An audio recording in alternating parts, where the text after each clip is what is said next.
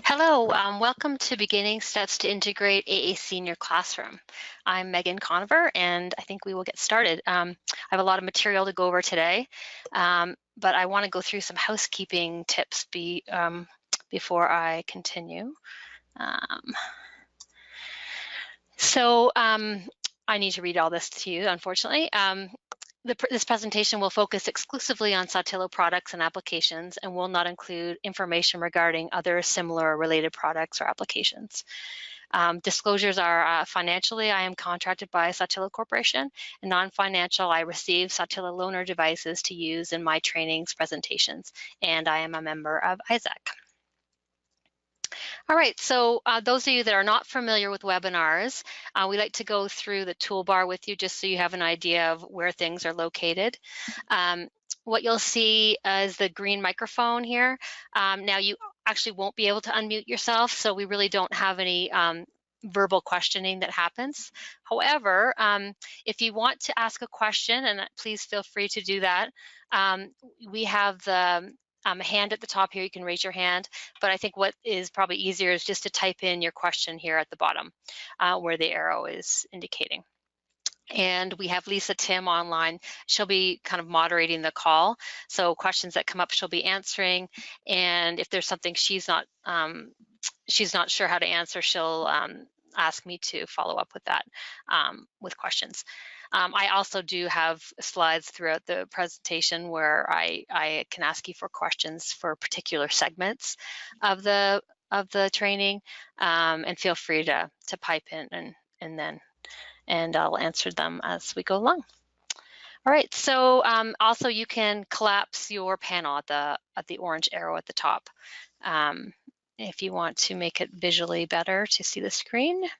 And then Lisa will have download the materials that are available in this section here. And I think that happens near the end of the, if she hasn't done it yet, she'll do it throughout the hour sometime. All right, so I am located in Colorado. So if you hear me referring to Mountain Time, that's why. I have been an AAC consultant here for almost 15 years. And I'm also the language coordinator for Saltillo. So what that means, I manage the vocabulary files that you find on NovaChat, ChatFusion, and TouchChat. All right. So I would like to know a little bit about you all. So Lisa is going to put up a poll and to give me an idea who is actually attending. So if you can fill that out, that'd be great.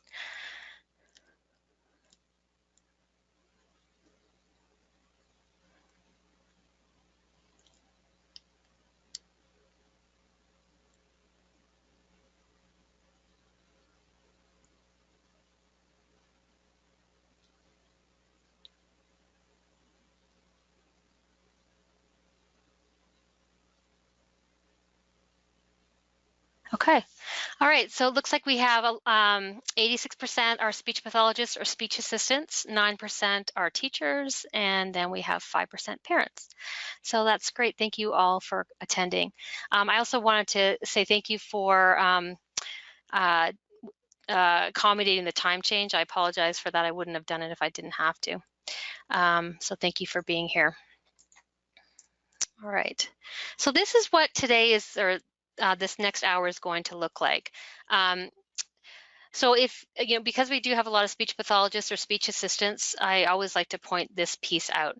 A lot of these topics are commonly discussed in the world of augmentative communication, modeling, core vocabulary, and literacy, not maybe as much the structure of word power. But my take on it is slightly different, and I'm going to talk about them as they relate to the communication partner. So the communication partner is going to be anybody but the person using the communication device. And I think in the past we've often focused on the actual person using the device. And as I go along, hopefully will kind of explain itself why we're going to focus on the communication partner a little bit more. Right, so my goal is to help you guys as the communication partner find ways in your day to naturally communicate and teach to your student or child. I think if it's not natural, it's probably not going to happen. If it's something where you have to follow 20 different steps to make it successful, that's how things kind of drop off, and there is device abandonment. So we don't want that. We want that child to be successful on the device. So a few years ago, I had this aha moment, and I realized that the people spending the most amount of time with students on AAC devices didn't necessarily have the proper support. They didn't really understand what they were supposed to be doing with the device. So this is where the training has come from. 15 years ago when I started doing presentations, it was a lot of programming pieces, a lot of black and white. And what I found was after about a year or so, I'd go back in, and the devices were really nicely programmed, but nobody was using them. They were in the backpack or on the shelf, so there was still a lot of confusion over that. So that's kind of how the training came to be.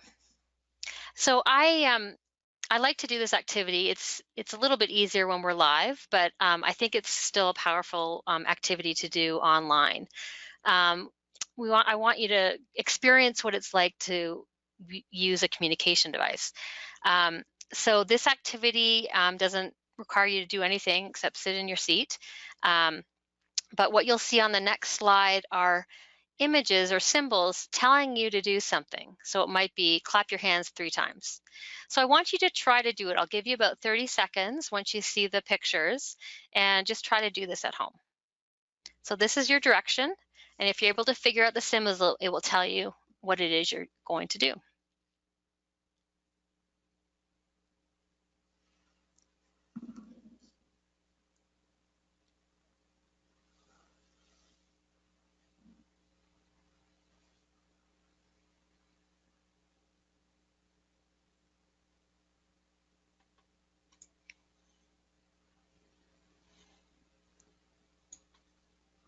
Okay. So some of you may have been successful, some maybe not. I'm going to give you a little hint to see if this helps. Oops. All right, anyone speak Mandarin? Okay, so what I want to point out, I'm going to give you the answer. Put your hand on top of your head. All right, so here's the takeaway from this activity.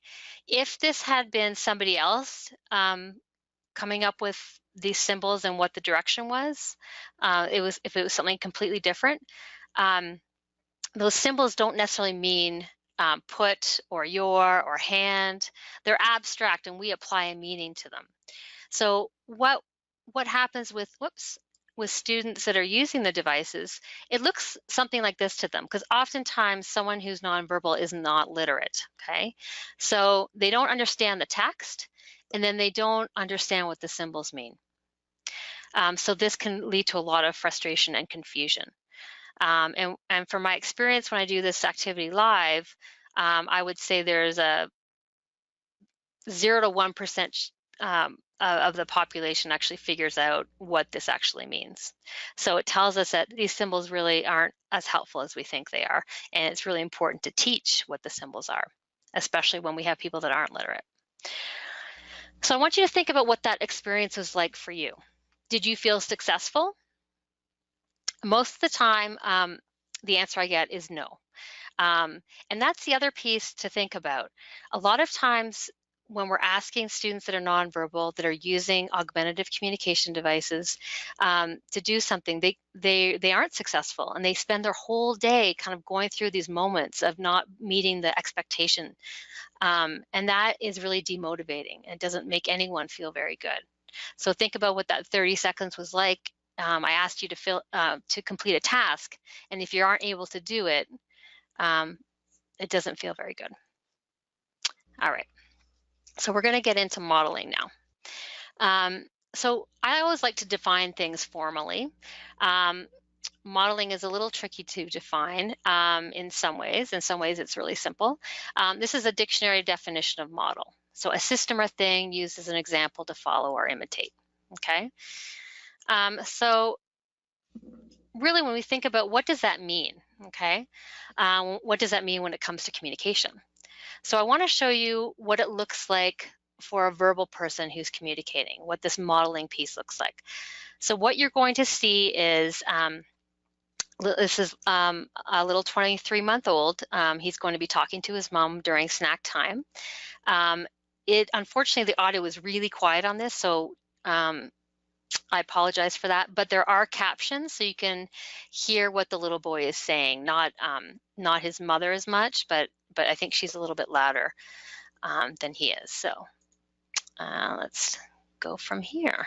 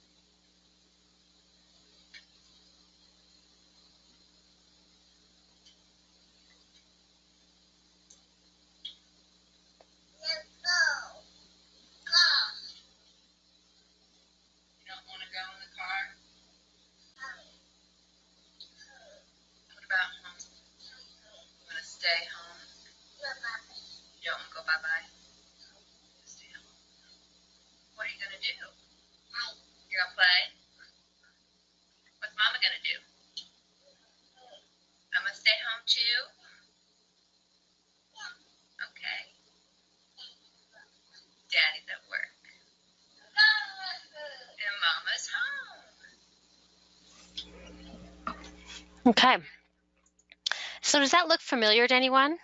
Anyone has their own kids or nieces, nephews, or grandkids, or neighborhood kids? That's what modeling is, basically talking to your child. Now, this 23-month-old does not have the capability to come back with complete sentences at this point. He's doing pretty well.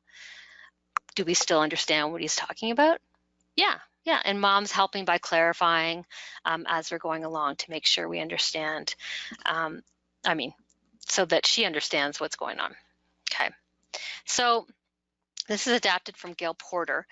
So the whole idea with this equation is we have the mom as the first person communicating verbally, plus the little boy, equals two people communicating through verbal speech, right?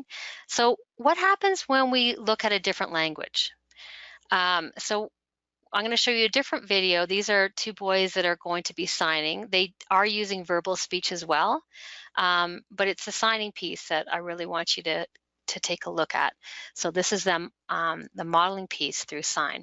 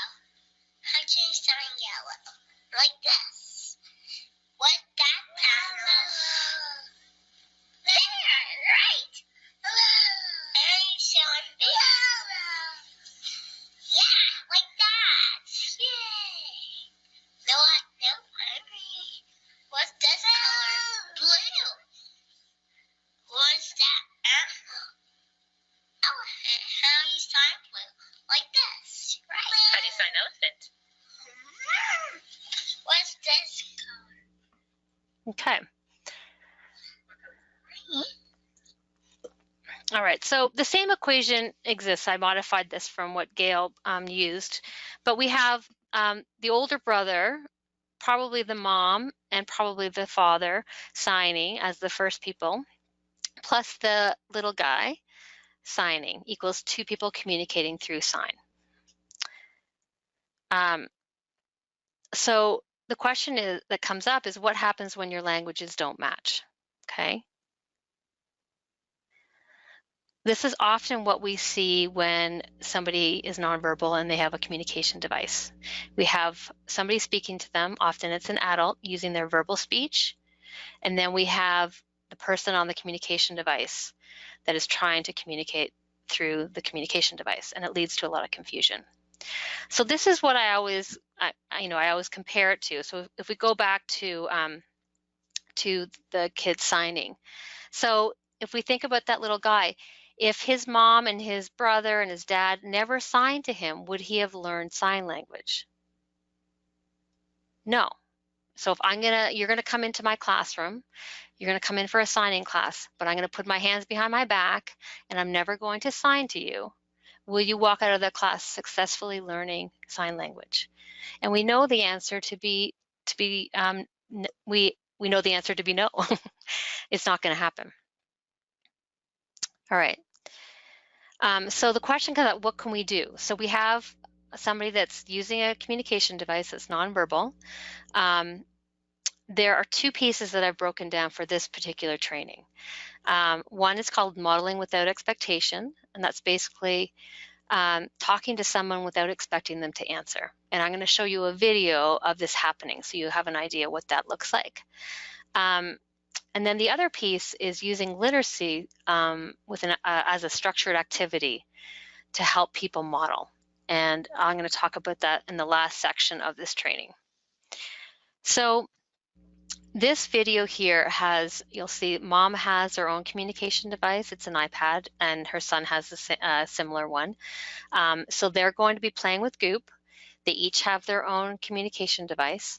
She will be verbally speaking as well as using the communication device, which is just fine. And let's just see what it looks like.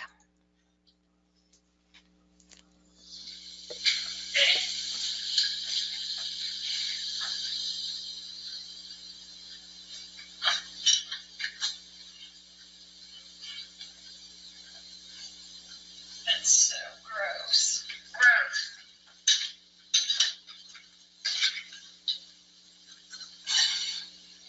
Ew. Uh-oh. Got on your strap.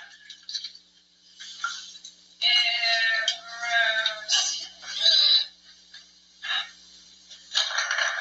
Okay, I got it off.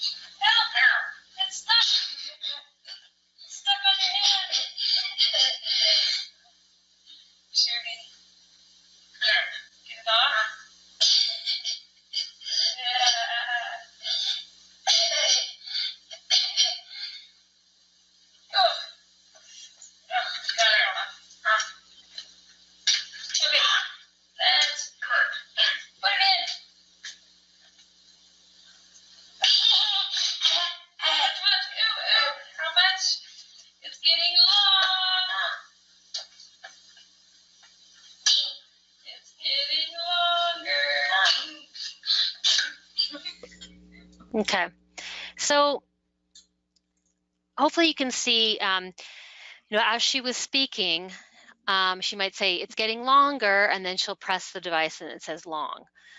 So she's not doing word for word exactly what she's verbally saying. She's not saying exactly on the device, okay? And that's okay. We don't know her level of comfort, how long she's been modeling. I just like the fact that she's using that device with her son, okay? So that's what modeling without expectation looks like. Now, during the video, how often does this child use his device? And it's not once. The video goes on for over 7.5 minutes, and not one time does he touch that device, okay? But that's okay. Because the one piece here that we need to talk about is he's about 9 or 10, and we don't know how long he's had his device.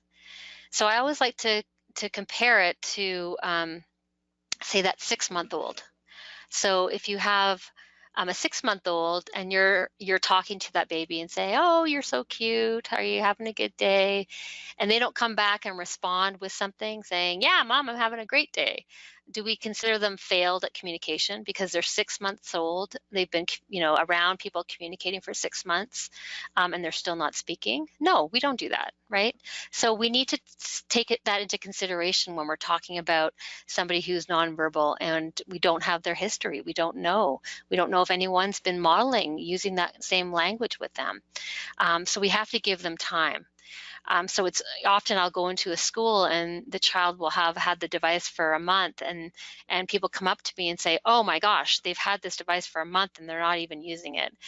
And so that's an important piece to continue thinking about, is if they've had it, how much have people been using it with them?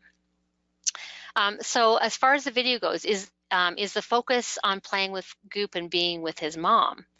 And I would say yes. And is he enjoying the activity? And again, yes. I think one of the most important pieces for kids, once they get their device after about 2 weeks, if there's no games on them, they start to lose interest in them. And here's why. Communication is all about power and being able to control your environment. And if they aren't taught that, then they don't really understand what the purpose of the device is. So I always compare it to when I used to do articulation therapy. So when I worked with kids who had trouble with their R or their S, right? They'd come in every week to do this articulation therapy. They did not care that to make the S sound, your tongue goes up behind your teeth, and a slow burst of air goes through your mouth. All they cared about was when they made that sound, they were able to take their turn or get a sticker or do the game that we were supposed to be doing. And it's the same with AAC. These kids, they lose interest in the actual device, and that's okay because the device is really just the tool. Just like the mouth is the tool to communicate, the device is the tool for them to communicate. So we want it to be about playing with Goop. We want it to be about having a good time with your mom. We don't want it to be focused on staring at that communication device. So I hope that makes sense. So I already gave that example of, looking at a 9 or 10-year-old, comparing them to a 6-month-old baby. All right, so what do communication partners need to know about modeling on an AAC device? Okay, so remember, the definition of communication partner is everybody but the person using the communication device. All right, so what you all need to know, and anyone involved in that person's life, is that it's similar to learning verbal language. Okay, there's a modeling, mimicking piece that happens with it, that gradually you start to get more and more experience with the language and successful. The other piece is you want to make it as natural as possible. You want to incorporate it into activities that are already happening at home or in the classroom. This kind of goes back to what I said in the beginning. You want to make it natural. So you don't want to reinvent the wheel and have separate activities that you're doing with someone who's nonverbal. And finally, it needs to be easy for you as the learner. If it's not easy, you're not going to continue doing it, especially if you're a parent or a teacher, because you don't fully understand what it is you're supposed to be doing. So if you're the speech pathologist out there listening, you need to know that for the teams you're working with, we need to make it easier for them so they can follow through on it. They're not SLPs. They never will be. They're not going to go get their master's in this. So we really need to simplify the conversation about what's happening for these kids. All right. All right, so the communication partner's role in language development. When you look at a typically developing child, who do you think plays the biggest role in their language development? And I get a real mixed response on this. Sometimes it's teacher, SLP, parent. My experience is a speech pathologist, but I think that's debatable. When you look at a child that is nonverbal, I'm sorry. This one is parent. When you look at a typically developing child, who do you think plays the biggest role in their language development? Is parent. When you look at a child that is nonverbal, who is expected to play the biggest role in their language development? Now, this is the one where I get a mixed reviews. It's either a speech pathologist or teacher and sometimes parent. And my experience, it is the speech pathologist. And oftentimes it's because it's in that title, it's in the name of the discipline. That's what they're supposed to be working on. So I've seen a lot of people give up responsibility, to the speech pathologist on kind of learning the device. Not all the time, but some of the time. So here's what I want you to know about that. There's research that was done by Jane Corsten, and basically what she found is that if you're going to rely solely on the speech pathologist who comes in once or twice a week, 20 to 30 minutes, give or take, it's going to take them 84 years to get the same language exposure as it does for a parent from 0 to 18 months of age. So there's the same quantity of time. Right, so this is not meant to put the responsibility back onto the parent or to kind of dismiss the role the SLP plays. It's really just to show that we can't rely solely on one person to do this communication piece. So I've broken this down. These are all my timelines, so they are definitely very subjective. But on average, I've found that the SLP comes in around 30 minutes per week. We have the teacher at around 1,500 minutes per week with direct exposure to that student. Sometimes it's more, sometimes it's less. And then we have the paraprofessionals at around 2,100 minutes per week. And then we have the parents at 4,200 minutes per week. And then you'll see over around the sides on the periphery, we have siblings and peers that are really high up there as far as quantity of time that they're around students who are nonverbal.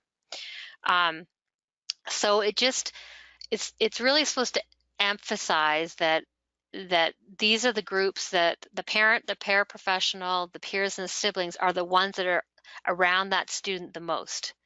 So if we can increase the amount of time that they're communicating using the communication device to that student, we're going to up the quantity of time that they're exposed to language automatically.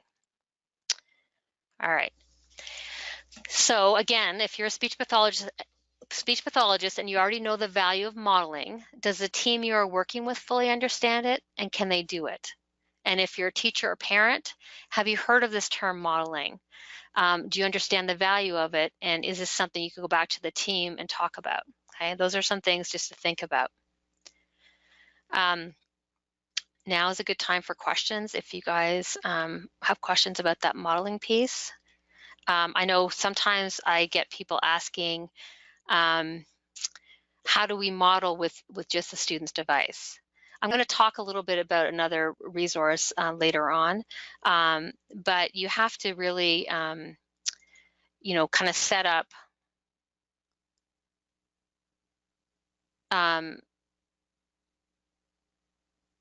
yeah, sorry, I just saw someone lost sound. I'm sorry. I've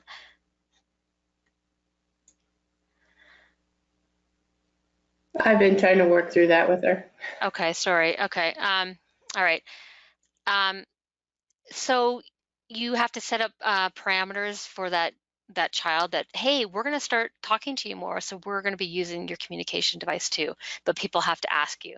So you have to set up those boundaries so that you don't have students that are coming in and grabbing the device away from them. But this is a really great way to get everyone involved, and I do find that the peers are really a good resource and to help build that communication piece and the modeling that they're exposed to. All right, I'm going to. Megan, there's another question. So teachers typically have more than one device in their classroom.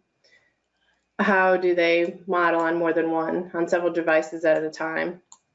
Yeah, I think that can be challenging, and I'm not sure I have an easy answer for that. I think if you have paraprofessional support, then you're kind of relying on the paraprofessional to help out with that. Hopefully you're not in there solely as a teacher, I hope, because that will be really challenging. I think modeling for teachers is really difficult because you have so many other students around you. Even if you have verbal kids in the classroom, I think it's challenging. So it's all about boosting up your the support system you have around you. So I've had some teams where they bring in mentors. So they bring in, you know, older students that are verbal, that they can come and help support. You know, anyone you can to kind of boost that level up. If the speech pathologist is available, have them push in and come in and support that student while you're doing a specific activity. And so they can kind of move around, but just kind of increasing the bodies in the classroom can be really helpful. But I agree, it can be really challenging when you have multiple systems and trying to do that. And then there's another comment that someone pulled up. She said, I used to pull the lamp up on my smartboard, and that way the whole class could participate. And we have the same thing with the chat editor. So you would be able to pull that up onto a smartboard, which is a great way to involve everyone as well. Yeah, and I'll talk about that in the literacy piece so you can see how that works for sure. I think that's a great idea. All right, so core vocabulary. I'm gonna go through this fairly quickly because I want to have time for the literacy part. So what is core vocabulary? So if you're an SLP, this is something you've probably studied. If you're not, then this is an important piece. So this is the formal definition, which is very involved. So messages and words that are frequently used by many individuals across many contexts. This vocabulary typically consists of functor words such as is, was, he, she, and common nouns and primary verbs. So this is David Buchelman's definition of core vocabulary. So what does this mean? Let's break it down because that's complex and it's not in a layperson's words. So core vocabulary, there are 250 to 400 words that we as verbal communicators say, and they make up to 75 to 85% of the words that we say. Okay, so that's a very small group of words that we say a lot of the time.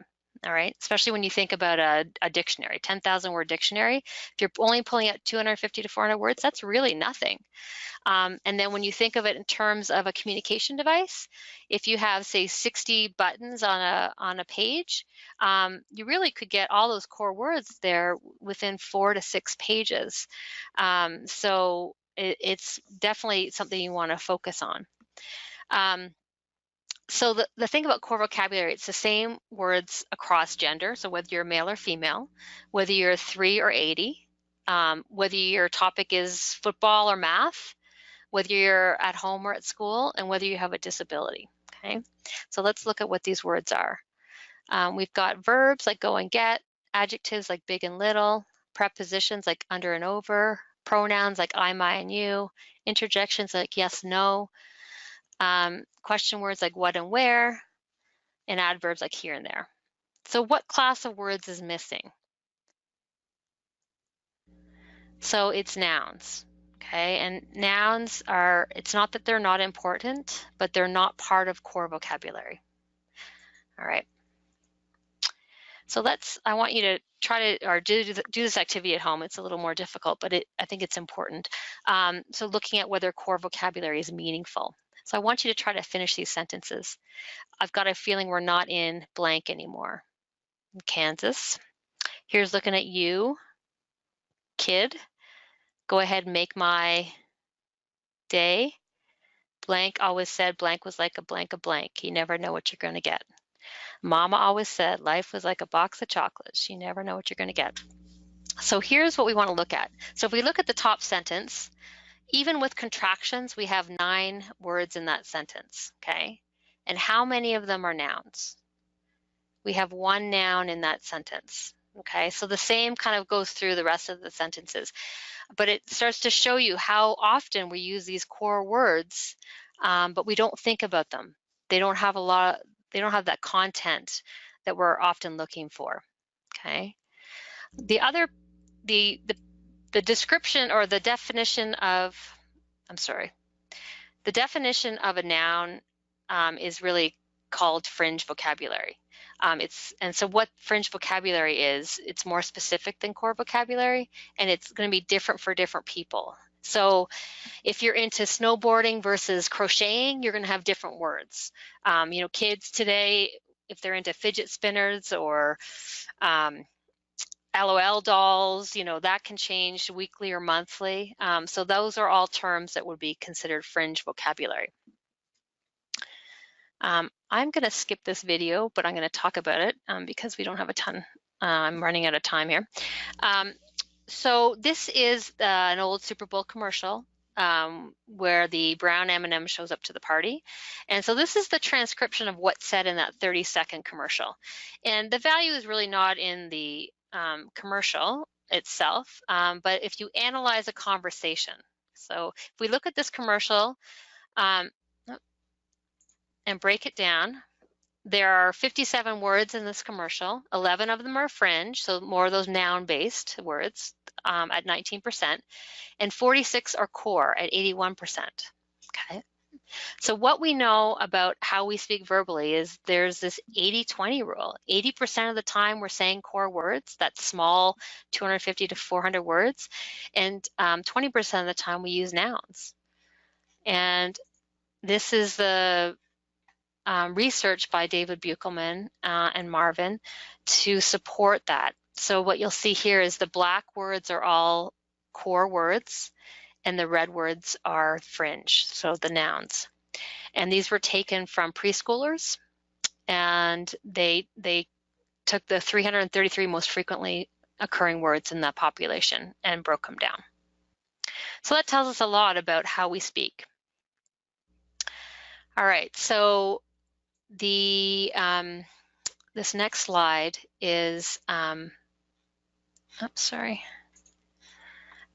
this is research by Isabel Beck, and Isabel Beck has nothing to do with the world of AAC, augmentative communication. She's a literacy expert, and what she was trying to encourage was that as kids came into elementary school, into kindergarten, they started working on these tier 2, these academic curriculum-based words like rainforest and humidity, okay? And what we know about kids that are nonverbal going into kindergarten, they're not coming in with these tier 1 set of words, these core words that I've been talking about, like wet, hot, dry, cold. So we know that they're already at a disadvantage to their peers in kindergarten.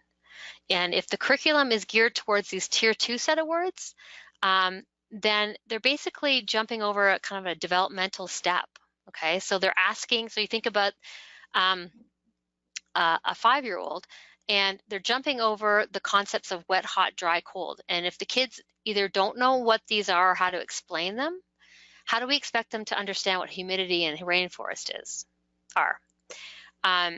So that's just something to think about as far as how the academic piece is set up and to be cognizant of. So core vocabulary is the lowest common denominator of language, all right? So that little boy eating the muffins in the video earlier, he might be able to say big thing outside, and maybe you say, oh yeah, the flagpole. He's like, no. And then you say the tree, he's like, yeah. So he couldn't get those specific words out, but he could talk about them. And that lowest common denominator of language, that's what those core words are. All right, and the nice thing about core vocabulary, it can be used in multiple settings. So whether you're playing with Lego or Play-Doh or telling a story or talking about academics, those core words all are used in those contexts.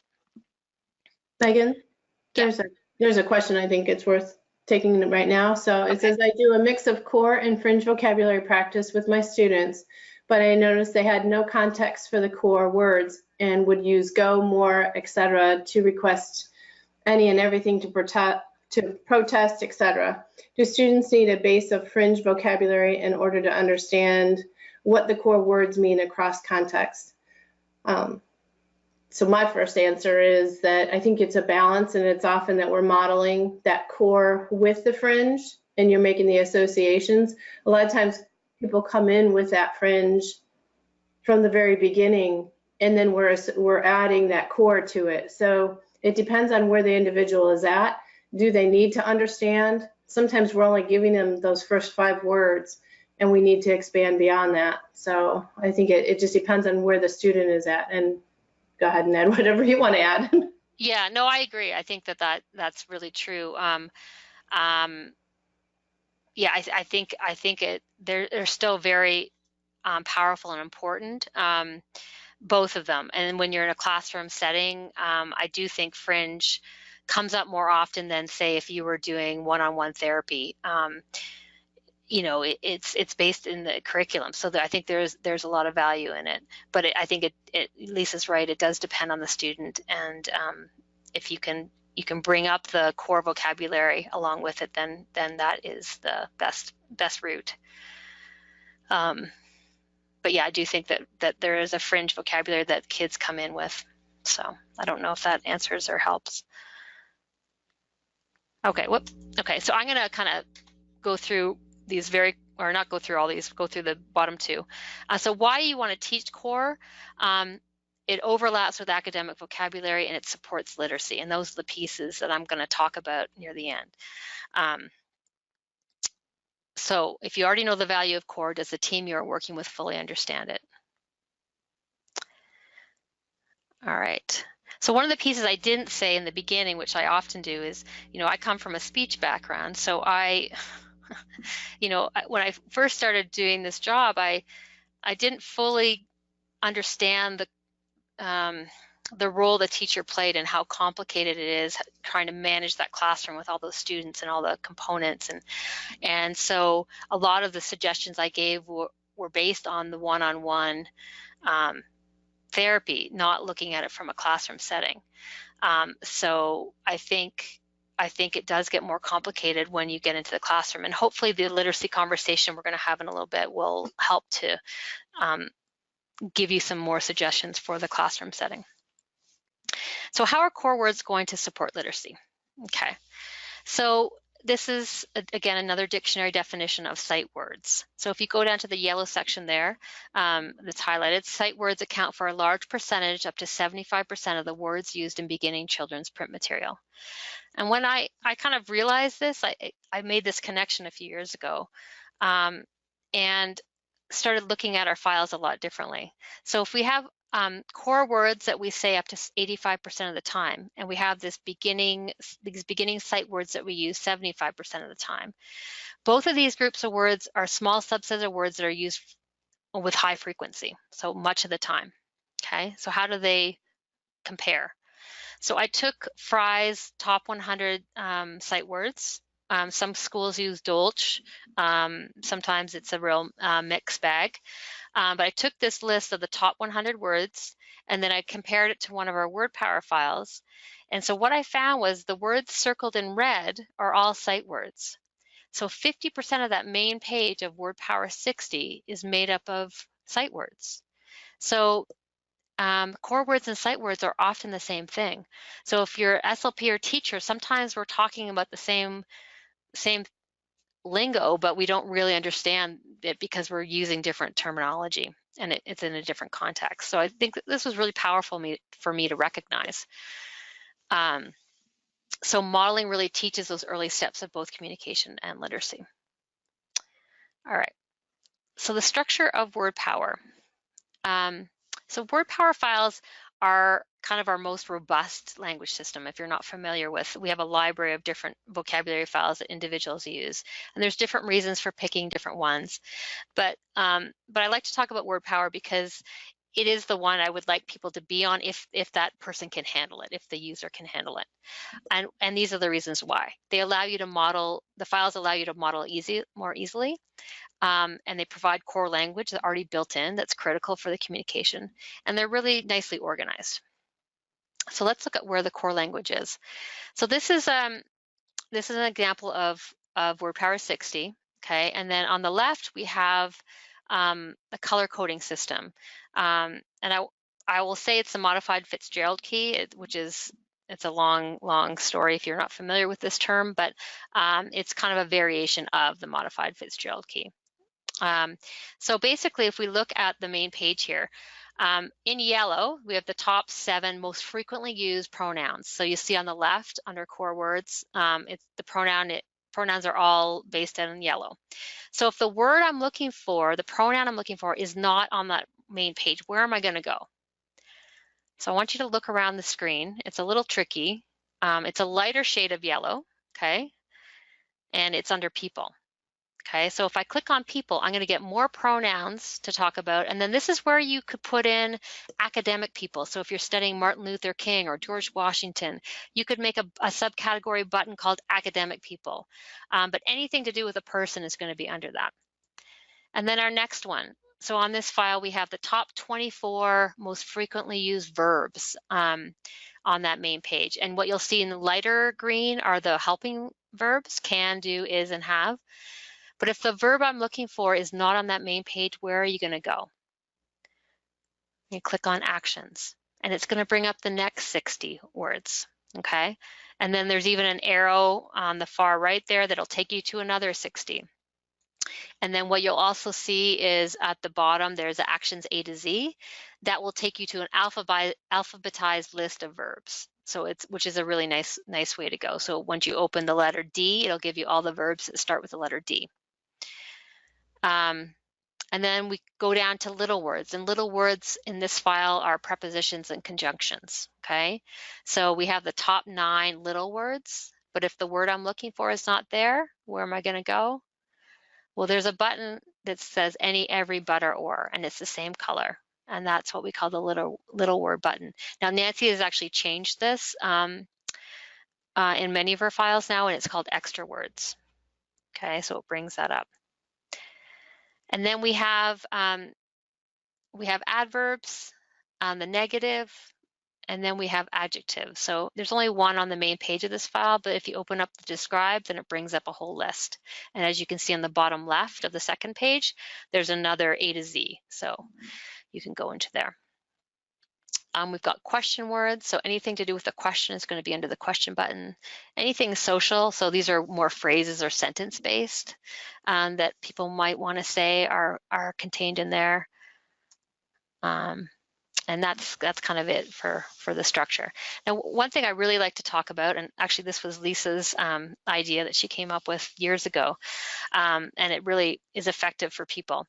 When you think about how many buttons go on a student should use, what we always like to ask you personally, would you rather text on a flip phone or a smartphone?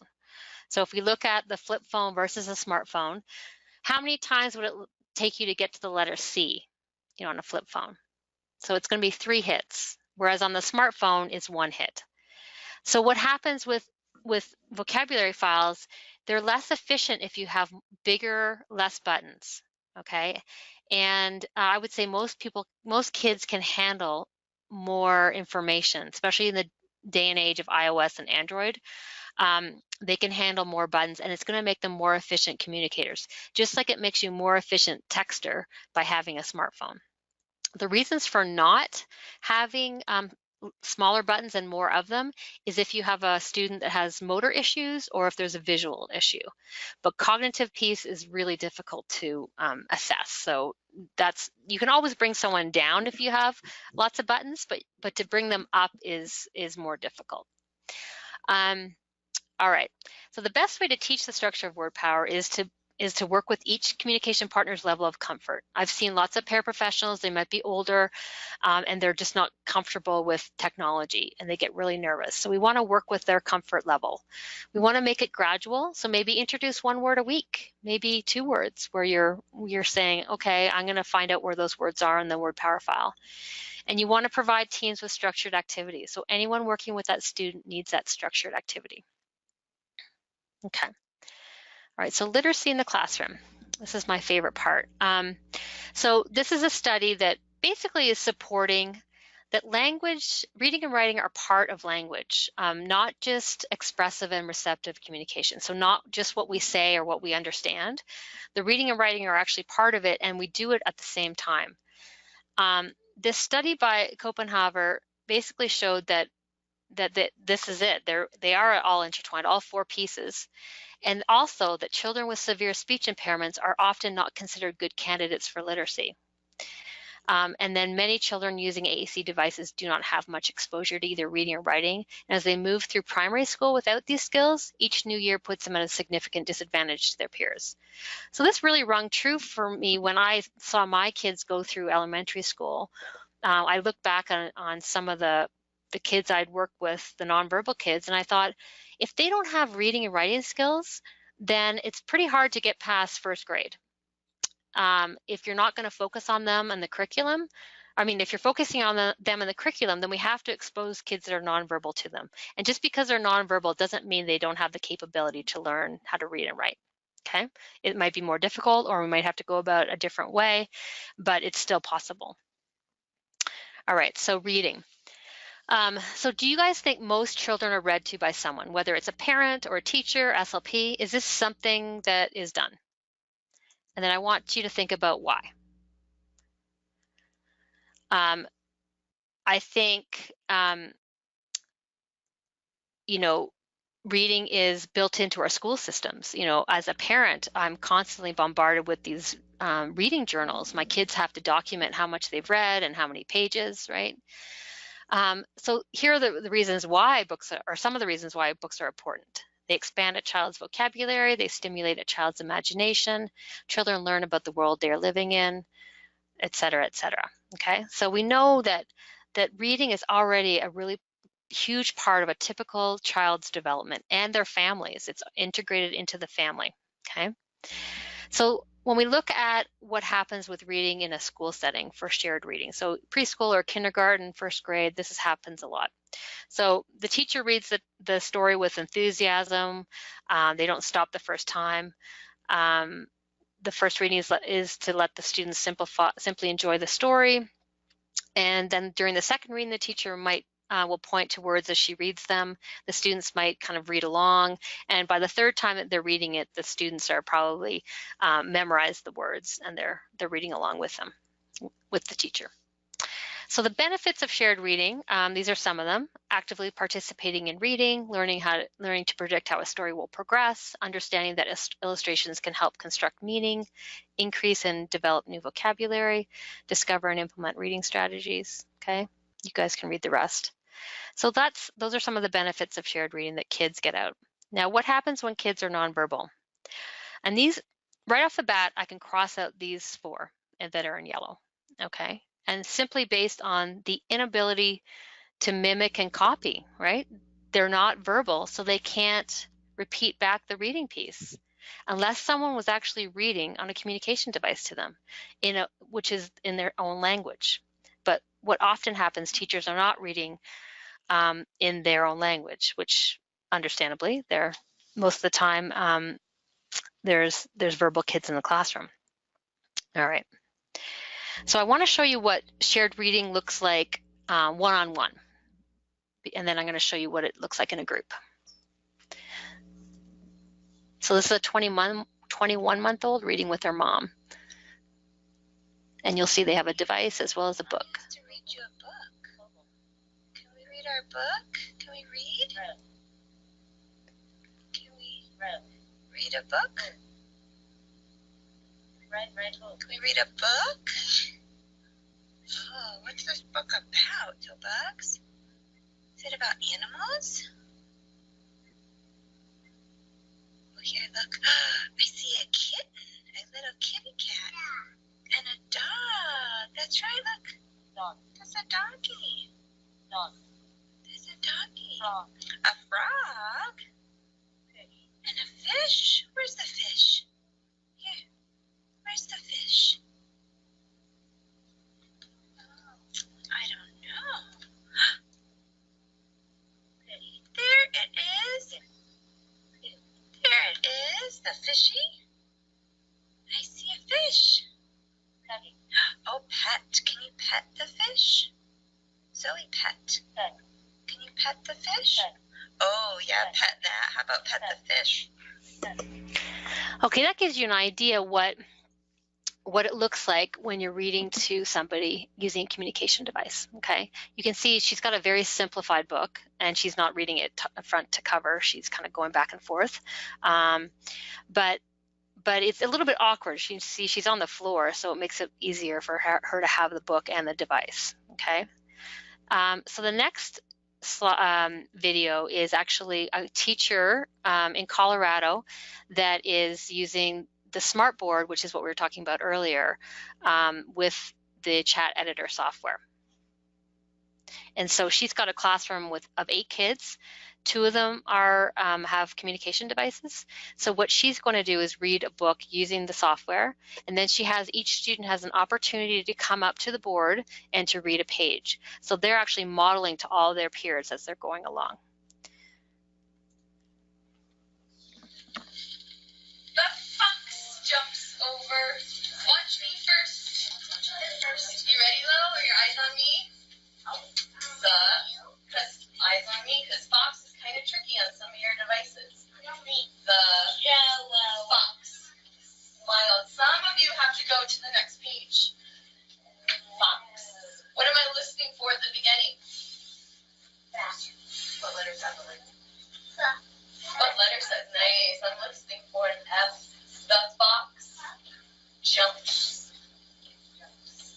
over. Nice job. Oh, I almost forgot my period. The fox jumps over. Your turn. Connor, you want to write it up here again? Yeah. All right, go for it, friend. Ready? Strong down. The fox. So go animals first. Wild.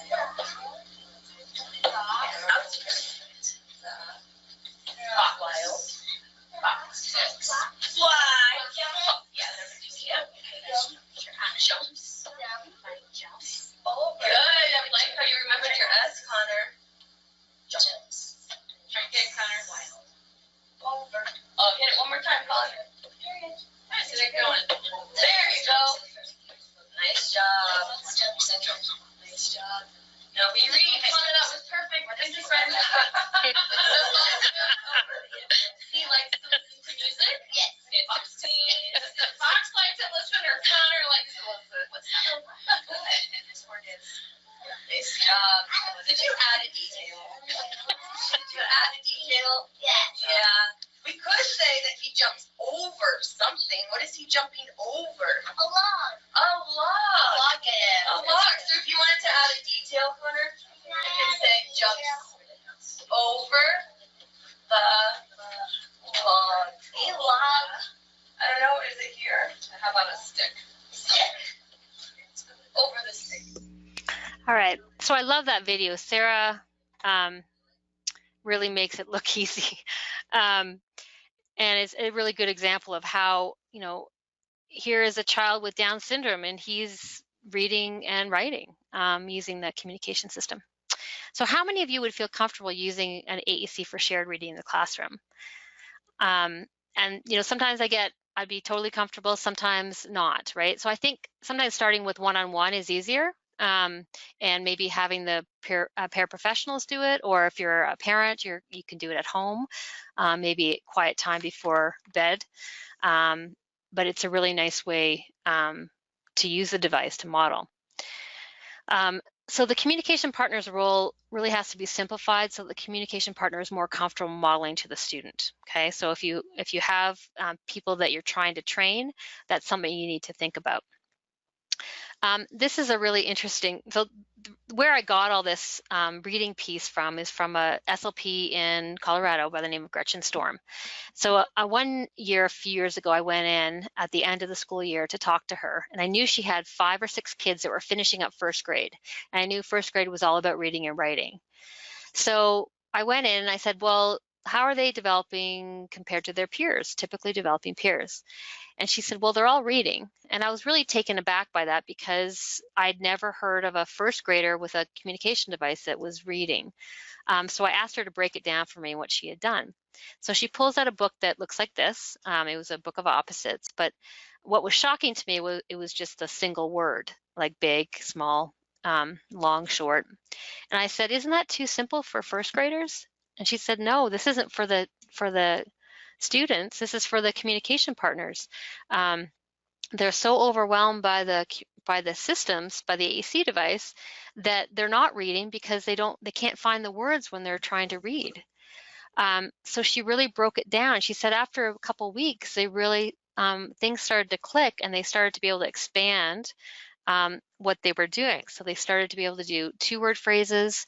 They started writing books with the students. So they'd bring pictures in from home, they'd write stories about them, and then the books were printed off and somebody would go read to that student, and they loved it because it was about them. This is Jake. He's from her school and he went to football camp. So of course he wanted to be able to come back after the summer and tell his friends or anyone at the school that he went to football camp. So this was a great way for someone to read the story to Jake, but they were also modeling on the communication system. So they were given the pathway, and it made it much easier and simpler. So these are some other examples you can take from the schools, because schools are set up, especially elementary school, with a ton of repetitive phrase books. So you can see here, once you learn where we and can is, you could really read those 2 words consistently throughout the book, even if you didn't know where eat and play were. And this is a modification of a book that has much more words, and you can simplify it to the child is sleeping or the granny's sleeping. So the purpose of the shared reading is this. It teaches a communication partner how to easily model, but it also provides an opportunity to teach students vocabulary and location on their AAC systems. So it's twofold. But one of the issues was that nobody was modeling because they were overwhelmed, so we need to boost up that modeling piece. So what did Gretchen do? She put the focus on the communication partner, not the student. She simplified the process and she used shared reading. She also provides structured activities for errorless learning. And I'm not talking about this in this training, but I do give her links in the handouts that you have, so you can go check out her website.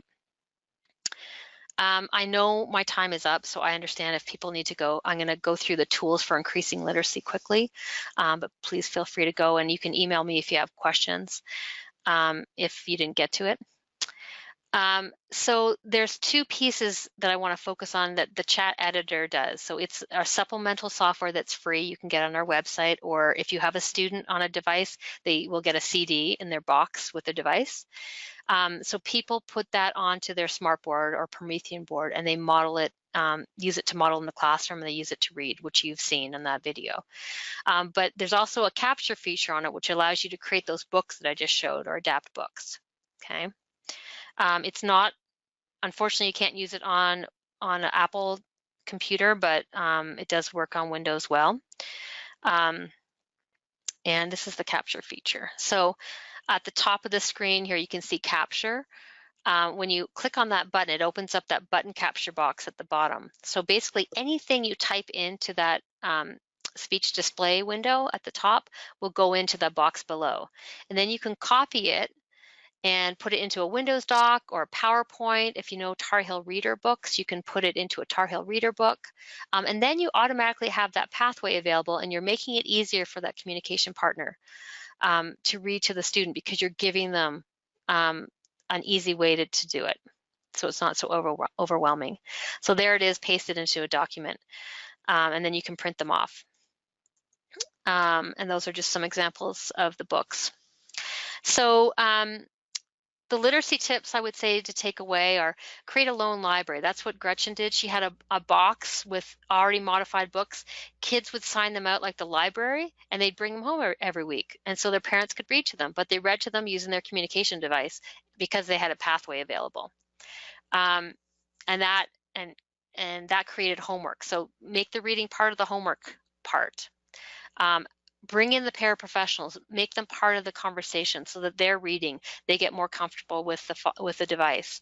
And then bring in peer reading buddies. I've gotten a couple of examples of groups in this in the state of Colorado that do peer reading buddies, and they did research on them and basically showed that it improved both the verbal child's reading abilities as well as the nonverbal, and it created some really great friendships.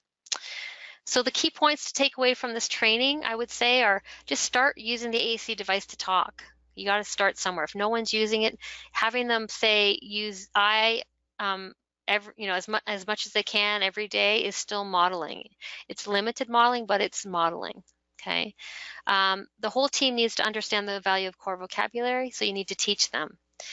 And if you're a parent, you need to advocate for your child. And if the school team doesn't know what core vocabulary is, then then you need to get them some resources. Tell them to contact us for the trainings.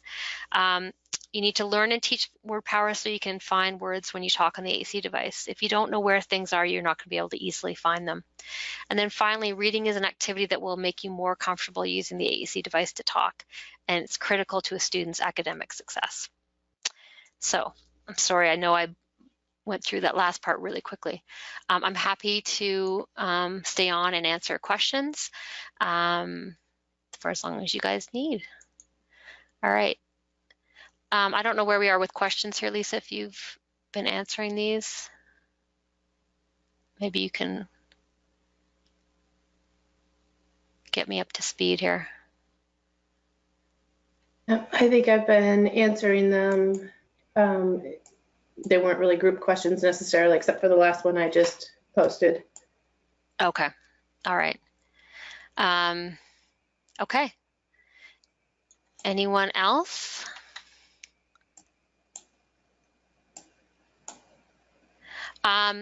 Is there a way to do the adapted books with different devices and symbol sets?